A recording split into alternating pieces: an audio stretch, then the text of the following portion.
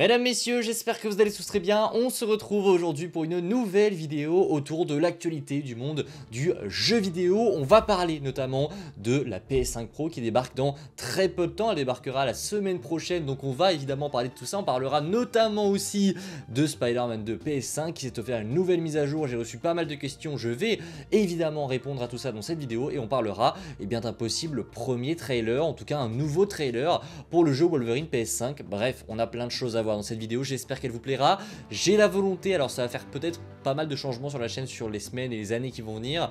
J'ai vraiment envie de faire plus de JV sur la chaîne. J'ai vraiment envie d'apporter beaucoup plus de jeux vidéo dans cette chaîne parce que c'est ce qui fait qu'aujourd'hui j'ai ce nombre d'abonnés, c'est le jeu vidéo, c'est Spider-Man 2 PS5 qui m'a un petit peu donné tout ça, donc j'ai envie, et en plus de ça, j'adore ça, je m'y intéresse de plus en plus, j'ai envie vraiment que cette chaîne soit un mélange de cinéma avec Marvel, DC, Star Wars, etc., mais aussi de jeux vidéo avec une grosse partie sur le JV, notamment sur PlayStation. J'ai vraiment envie de vous apporter tout ça pour arriver à, pourquoi pas, vous proposer des tests en avance si j'arrive à un moment donné à avoir la confiance de PlayStation. J'aimerais grandir aussi avec le JV et je vais commencer à partir de maintenant à faire un petit peu plus sur la chaîne, donc j'espère que ça vous plaira.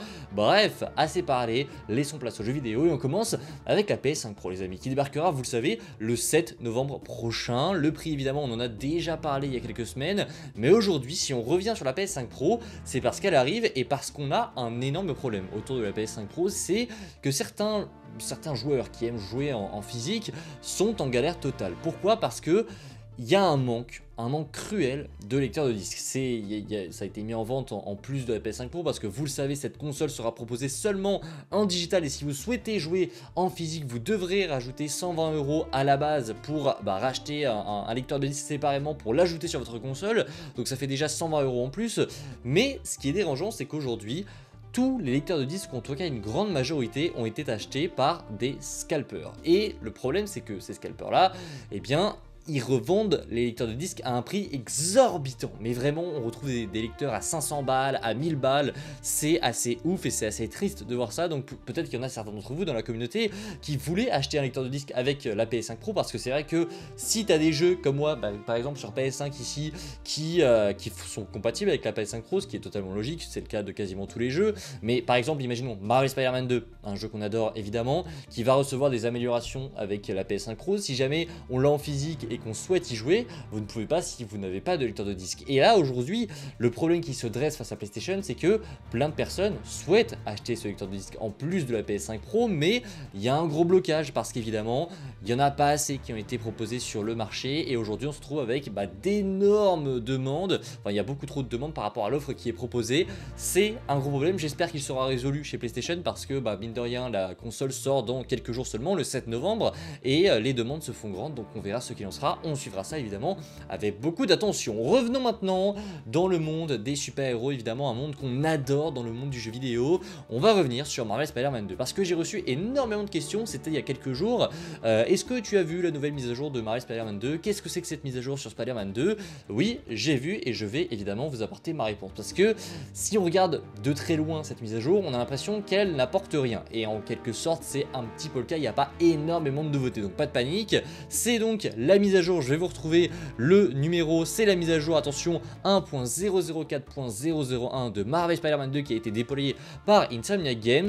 Et donc, ce qui a donc été officiellement dévoilé, c'est que Insomniac Games s'est penché sur des ajustements techniques pour que les joueurs profitent de cette puissance supplémentaire sans accroc, en parlant donc de la PS5 Pro. Cette mise à jour a notamment corrigé plusieurs points, dont un bug notable dans le costume avant de cette tech de Miles Morales. Certains joueurs avaient également remarqué que le masque de ce costume apparaissait en blanc selon les styles. Ce souci a donc été maintenant réglé. Donc premièrement, c'est pour régler un problème sur un costume de Miles, et en plus de ce que je vous ai dit au début, c'est qu'en fait cette mise à jour a aussi été déployée pour mettre en place l'arrivée de Marvel Spider-Man 2 sur PS5 Pro qui, je vous le rappelle, sera donc améliorée. Vous avez la vidéo détaillée de la présentation de PlayStation qui vous indique quels sont les changements et on en a déjà parlé sur la chaîne, mais Insomniac prépare tout ça et corrige certains bugs puisque en plus de ça, ce correctif a donc rajouté des améliorations pour réduire les plantages et les saccades. Donc c'est clairement des corrections de bugs pour cette mise à jour autour de Marvel Spider-Man 2.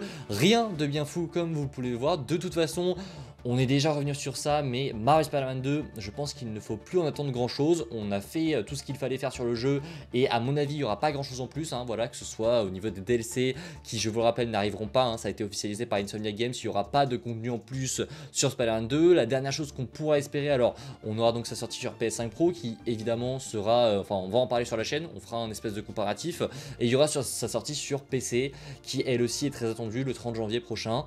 Bref, on va encore un petit peu en parler, mais en tout cas au niveau des news, au niveau des grosses mises à jour, c'est terminé, il n'y aura plus vraiment de contenu autour de jeu. C'est dommage, mais évidemment c'est un petit peu classique sur certains jeux qui ne proposent pas de DLC, c'est clairement la norme. Évidemment on va passer à plusieurs autres jeux Marvel parce que en termes de Marvel et même en termes de JV en général, on va être servi en 2025, que ce soit GTA 6, Wolverine, on a Marvel 1943, Rise of Hydra, on a des jeux, on a énormément de jeux Marvel qui sont en préparation. On pense à Iron Man de chez EA, on pense au jeu Black Panther, au jeu Blade aussi.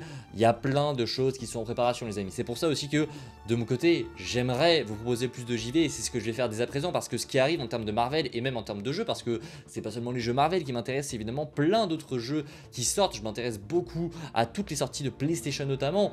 J'aimerais beaucoup plus en parler et j'espère que ce sera le cas si jamais tout ça vous plaît. Bref, on va terminer tout ça avec, je pense, ce que vous attendez le plus, le Wolverine PS5. On l'attend ce Wolverine, hein. Ça fait très longtemps que le jeu a été entre guillemets annoncé avec ce trailer lors d'un PS Showcase, il me semble que c'était lors d'un showcase.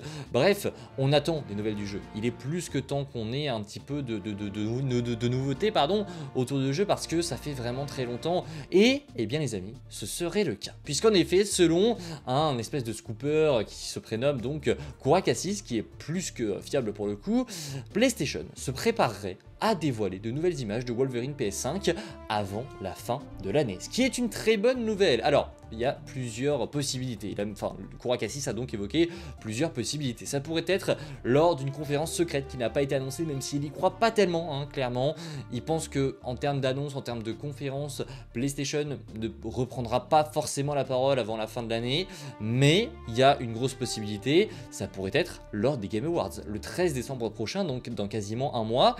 Oui, on pourrait avoir, lors de cet événement vraiment énorme, on en parlera cette année sur la chaîne, on pourrait avoir des nouvelles de Wolverine PS5, une date de sortie, un nouveau trailer, bref, j'ai vraiment hâte de voir ce que ça va donner, mais en tout cas préparez-vous les amis parce que ça y est, Wolverine PS5 devrait enfin se dévoiler avant la fin de l'année selon donc cette rumeur de Kurakassis.